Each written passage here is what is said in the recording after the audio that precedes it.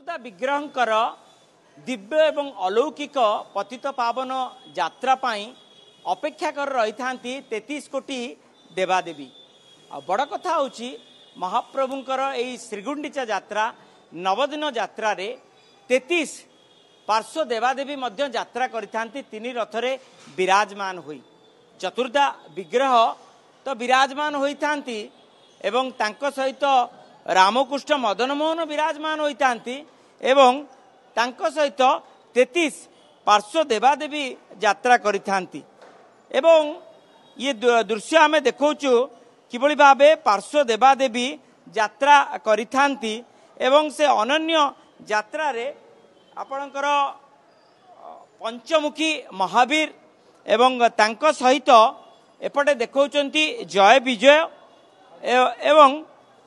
रावण छत्रभंग पंडु नृसिंह गिरी गोवर्धन धारी चिंतामणि कृष्ण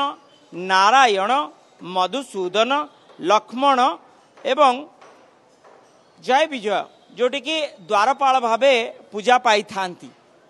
एवं आम सहित चित्रकार सेवक अच्छी आमे तो देखौतले श्री जगन्नाथ रथरे जो माने विराजमान होइथांती एवं एमानंकु चित्र जो करूचंती केते निखुण भावे चित्र करूचंती आपण। हाँ निखुण भावे कोन महाप्रभु को कार्य को जेतले आमे आसु महाप्रभु आम शरीर में प्रवेश करती एवं जोटी भूल बटका थाए सी निजे शिखाती कहीं आमे तो संपूर्ण जानी न थाउ एवं किछिटा मन रखि थाउ एवं किछिटा महाप्रभु को स्मरणा करबा सकते महाप्रभु सेरा काम को बतई दियंती। प्रथम काम होची महाप्रभुर जय विजय तापर होचंदी पंचमुखी महावीर तापर होचंदी पंडु नृसिंह तापर होचंदी हरिहर तापर होचंदी अनंत नारायण एमती किछिटा मूर्ति तांको भीतर अछंदी श्रेष्ठ मूर्ति जे कि से मूर्ति के आरंभ करबा द्वारा